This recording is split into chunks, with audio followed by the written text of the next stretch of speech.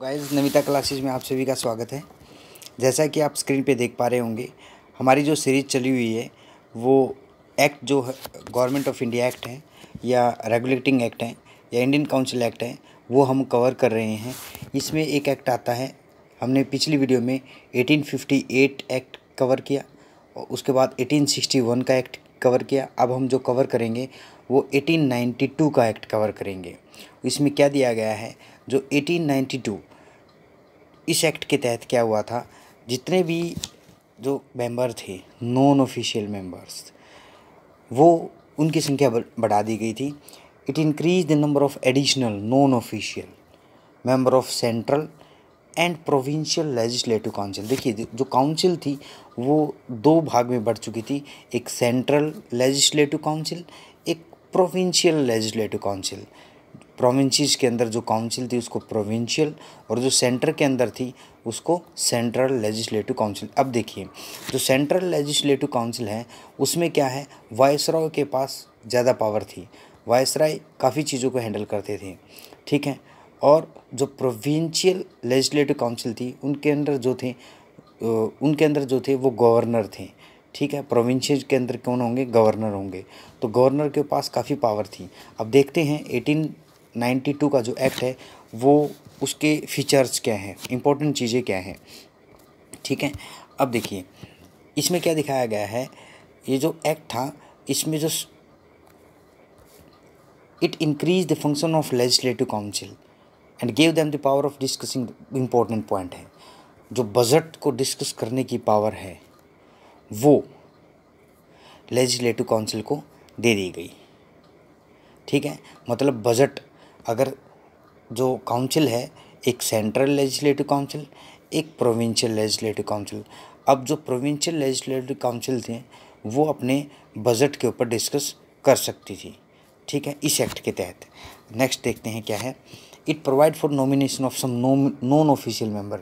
Non official member का nomination किया गया था इसके तहत, जैसे कि सेंट्रल लेजिस्लेटिव काउंसिल में viceroy on the recommendation of a provincial legislative council. मतलब प्रोविंशियल लेजिस्लेटिव काउंसिल रिकमेंड करती थी कुछ मेंबर को और वायसराय उसको फाइनली अनुमति देते थे और मतलब फाइनल उसको नॉमिनेट करते थे। मतलब रिकमेंडेशन कहाँ से जाएगी, प्रोविंसी से जाएगी और किस में जाएगी, सेंट्रल लेजिस्लेटिव काउंसिल में, जिसमें वायसराय के पास मेन पावर होती थी।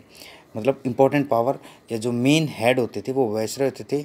रिकमेंडेशन जब प्रोविंसेस से जाती थी तो वो उसको कुछ मेंबर को ये देख के कि हाँ इन प्रोविंसेस से रिकमेंडेशन आई इस मेंबर के लिए, वो उनको नॉमिनेट करते थे, ठीक है। उसके बाद कहाँ से आती थी recommendation, Bengal chamber of commerce. मतलब एक तो प्रोविंशियल लेजिस्लेटिव काउंसिल से रिकमेंडेशन आती थी कुछ मेंबर की और दूसरे बंगाल चैम्बर ऑफ कॉमर्स से आती थी, ठीक है। उसके बाद आता है the provincial legislative council by the governor, ठीक है। जो नॉमिनेशन होता था प्रोविंसेस के अंदर वो provincial legislative council by the governor on the recommendation of the district board. अब क्या देखो, अब गवर्नर के पास कौन भेजेगा रिकमेंडेशन, वो भेजेंगे district board, municipality, university and trade association, जमींदार, चैम्बर। मतलब यहाँ पे हायर की सिस्टम है। गवर्नर के पास कहाँ से आएगी रिकमेंडेशन कि हाँ इस मेंबर को आप ऊपर भेज दीजिए या इस मेंबर को लेजिस्लेटिव काउंसिल में ले लीजिए। वो कैसे, डिस्ट्रिक्ट बोर्ड उनको रिकमेंड करते थे, म्यूनिसिपैलिटी करती थी, यूनिवर्सिटी करती थी, ट्रेड एसोसिएशन करती थी और जमींदार एंड चैम्बर्स करते थे। तो मतलब ये रिकमेंडेशन ऐसे चलती थी। गवर्नर उनको फर्दर किसके पास भेजते थे, वायसराय के पास भेजते थे और फाइनली वायसराय उनको नॉमिनेट कर लेते थे, ठीक है। अब उसके बाद दिखाया गया है the act made a limited और indirect provision for the use of election. मतलब use of election for in the filling of some non official seat. मतलब नॉन ऑफिशियल सीट जो फिल हो रही थी वो उसमें क्या था, लिमिटेड और इनडायरेक्ट प्रोविज़न था किसका, इलेक्शन का। मतलब इलेक्शन का था वो लिमिटेड था प्रोविज़न और इनडायरेक्ट मतलब रखा गया था इलेक्शन में। मतलब लेकिन इस एक्ट के अंदर क्या है, इलेक्शन का कहीं भी वर्ड यूज़ नहीं हुआ था, ठीक है। आपको ये चीज़ ध्यान रखनी है, ये लिमिटेड एंड इनडायरेक्ट प्रोविज़न था for the use of election, ठीक है। उसके बाद आता है फीचर ऑफ एक्ट ऑफ 1909 1919 का एक्ट है। ये बहुत इंपॉर्टेंट एक्ट है। इस एक्ट में क्या है, दिस एक्ट का जो ये एक्ट है, this act is also known as the Morley Minto reform. आपको पता है जो मिंटो थे वो क्या थे, उस टाइम पे वॉइस रॉय थे, और मॉर्ले क्या थे, एसओएस थे। ठीक है, मतलब लॉर्ड मॉर्ले थे वो क्या थे, सेक्रेटरी ऑफ स्टेट थे, और जो मिंटो थे वो क्या थे, वॉइस ऑफ इंडिया थे। ठीक है, इनमें क्या है, इस एक्ट में क्या क्या इंपॉर्टेंट चीज़ें हैं वो हम देखेंगे। जो लेजिस्लेटिव काउंसिल थी, आपको पता है काउंसिल दो में डिवाइड कर दी गई थी, एक सेंट्रल काउंसिल थी, एक प्रोविंशियल काउंसिल थी। जो सेंट्रल काउंसिल थी उनके जो मेंबर थे, आपको पता है मैंने पिछली वीडियो में बताया था कि 16 मेंबर थे, एसओएस प्लस 15। ठीक है, अब वो कितने कर दिए गए, 60 कर दिए गए, मतलब 16 से संख्या बढ़ा के कितनी कर दी गई, 60 कर दी गई। ठीक है, ऐसे ही number of member in provincial legislative council was not uniform. मतलब अब देखिए, जो 11 प्रोविंसेस थे उनमें ज़रूरी नहीं था कि सभी में एक बराबर मेंबर हों। किसी में एग्जाम्पल के तौर पे हम मानते हैं, किसी में 15 मेंबर थे, जो प्रोविंसेस की बात कर रहे हैं हम, प्रोविंशियल लेजिस्लेटिव काउंसिल थी जिसका नाम पीएलसी है। सेंट्रल लेजिस्लेटिव काउंसिल जो थी सीएलसी थी, उसमें 60 मेंबर हो गए थे, क्योंकि ये यूनिफॉर्म, क्योंकि एक ही तो थी सेंट्रल लेजिस्लेटिव काउंसिल। लेकिन प्रोविंसेस तो 11 थे, तो 11 जो प्रोविंसेस थे डेफिनेटली उनके अंदर क्या होंगे, डिफरेंट मेंबर होंगे। किसी में मान लीजिए 16 थे, किसी में मान लीजिए 10 थे, किसी में 12 थे। मतलब ये क्या थी, यूनिफॉर्म मेंबरशिप नहीं थी यहाँ पे, क्योंकि प्रोविंसेस किसी का साइज़ बड़ा था, मतलब एरिया ज़्यादा था, किसी का कम एरिया था। एरिया डिपेंड मेरे पॉपुलेशन साइज बेसिस पे उनकी जो संख्या थी वो कम थी, किसी की ज़्यादा थी। अब उसके बाद नेक्स्ट ऑप्शन जो है, it retain the official majority. Official majority जो सेंट्रल लेजिस्लेटिव काउंसिल थी उसमें ऑफिशियल मेजॉरिटी को रखा गया। मतलब इम्पोर्टेंट जो चीज़ थी ऑफिशियल मेजॉरिटी थी। लेकिन but allowed the provincial legislative council to have non official majority. मतलब मेजर जो मेंबर थे इसमें मेजॉरिटी जो थी नॉन ऑफिशियल मेंबर की थी, और आपको पता है नॉन ऑफिशियल मेंबर क्या थी, नॉमिनेटेड मेंबर थे। अब उसके बाद आता है जो थर्ड फीचर है 1919 का, उसमें क्या है, डेलिब्रेटिव जो फंक्शन थे लेजिस्लेटिव काउंसिल के दोनों लेवल पे। डेलिब्रेटिव मतलब क्या आता है कि आपस में ये डिस्कस करना लेजिस्लेटिव काउंसिल में, ये बिल पास करना है या नहीं करना है, हमें ये प्रोविज़न लेके आना है या ये नहीं लेके आना है, इस प्रोविज़न में ये चीज़ें इंपॉर्टेंट है।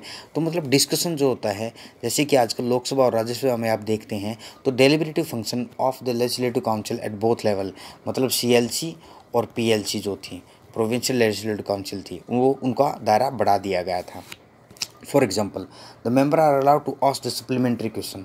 वो मेंबर जो थे, चाहे सीएलसी में हो चाहे पीएलसी में हो, उनमें क्या थे, वो सप्लीमेंट्री क्वेश्चन पूछ सकते थे। मूव रिजोल्यूशन, कोई भी बजट के ऊपर रिजोल्यूशन लेके आना है वो उसका प्रोसीड कर सकते थे। ठीक है, उसके बाद फोर्थ फीचर क्या है, it provided for the first time, important चीज़ है, for the association of Indian with the executive council. जो एग्जीक्यूटिव काउंसिल थी, देखो दो चीज़ें इंपॉर्टेंट है यहाँ पे, एक है लेजिस्लेटिव काउंसिल, एक है एग्जीक्यूटिव काउंसिल। ठीक, अब लेजिस्लेटिव काउंसिल थी वो तो कानून को बना रही थी, प्रोविज़न पे डिस्कस कर रही थी, लेकिन जो एग्जीक्यूटिव काउंसिल होती है वो फाइनली क्या करती है, जो भी कानून बन रहे हैं या ऑर्डर पास हो रहे हैं उनको एग्जीक्यूट करना, पब्लिक के अंदर लेके आना, पब्लिक प्लेटफॉर्म पे लेके आना, उन चीज़ों को लागू करना, एग्जीक्यूटिव काउंसिल का ये काम होता है। तो for the first time of the association of Indian with the executive council of viceroy and governor. Governor कहाँ होते थे, पीएलसी के अंदर होते थे। प्रोविंशियल लेजिस्लेटिव काउंसिल में गवर्नर होता है, और वाइसरॉय कहाँ होता है, सेंट्रल लेजिस्लेटिव काउंसिल में। मतलब यहाँ पे क्या होता था, इंडियन को एसोसिएट कर लिया गया था एग्जीक्यूटिव काउंसिल के अंदर। अब देखिए, Satyendra Prasad Sinha became the first Indian to join the viceroy executive council. मतलब वाइसरॉय की जो एग्जीक्यूटिव काउंसिल थी, कार्यकारिणी जो परिषद थी, उसमें पहला जो भारतीय था वो था सत्येंद्र प्रसाद सिन्हा। ठीक है, ये इंपॉर्टेंट नाम है, इसको याद रखना। सत्येंद्र प्रसाद सिन्हा जो था वो पहले भारतीय थे। वायसराय जो थे, मिंटो थे उस टाइम पे, उनकी जो एग्जीक्यूटिव काउंसिल थी उसमें वो ऐड कर लिए गए थे। जो सत्येंद्र प्रसाद सिन्हा थे वो क्या थे, लॉ मेंबर अपॉइंट किए थे। लॉ मेंबर, कोई भी कानून बन रहा है तो डेफिनेटली उसमें लॉ मेंबर होंगे, तो वो law member as a law member appointment किए गए थे। अब क्या है सबसे इम्पोर्टेंट पॉइंट, जो 1919 का जो एक्ट था उसमें जो सबसे इम्पोर्टेंट पॉइंट है वो क्या था, जो ब्रिटिश गवर्नमेंट लेके आई थी, that introduce A system of communal representation. सांप्रदायिक जो रिप्रेजेंटेशन थी, प्रतिनिधित्व था, वो इन्होंने इंट्रोड्यूस कर दिया था, वो लेके आए थे। किसको दे दिया था सांप्रदायिक तरीके से प्रतिनिधित्व? मुस्लिम को दे दिया था। मतलब आपसे एक क्वेश्चन अगर पूछा जाए, 1909 के एक्ट में क्या था, मुस्लिम को, जो मुस्लिम थे उनको कम्युनल रिप्रेजेंटेशन दे दी थी। मतलब वो अपना जो वोटिंग राइट है, वोट से, अडल्ट फ्रेंचाइजी से अपना जो प्रतिनिधि है सिर्फ मुस्लिम ही मुस्लिम को सिलेक्ट करेंगे। अदर जो धर्म के लोग हैं वो उनको वोट नहीं करेंगे, ना ही वो उसके इलेक्शन में जाएंगे। ये है कम्युनल रिप्रेजेंटेशन का मीनिंग। ठीक है, मतलब इसका मीनिंग ये हुआ कि यहाँ पे सेपरेट इलेक्टोरेट की स्टार्टिंग हो चुकी थी। मुस्लिम को जब कम्युनल रिप्रेजेंटेशन से इन्होंने रिप्रेजेंटेशन दे दी, उसका मतलब ये हुआ वो सेपरेट इलेक्टोरेट तैयार कर दिया उन्होंने। अब देखिए नेक्स्ट ऑप्शन फीचर क्या है इसमें, मतलब यहीं पे जो मैंने एक्सप्लेन किया है, the member were to be elected only by the Muslim voter. जो मुस्लिम वोटर थे ओनली मुस्लिम प्रतिनिधि को ही वोट करते थे या वोट दे सकते थे। इसका मतलब क्या है, जो 1919 का एक्ट था उसने लीगलाइज कर दिया था किसको? कम्युनलिज्म को। सांप्रदायिक तरीके से, सांप्रदायिकता से जो लोग सेलेक्ट होके जा रहे थे उसको लीगल कर दिया था।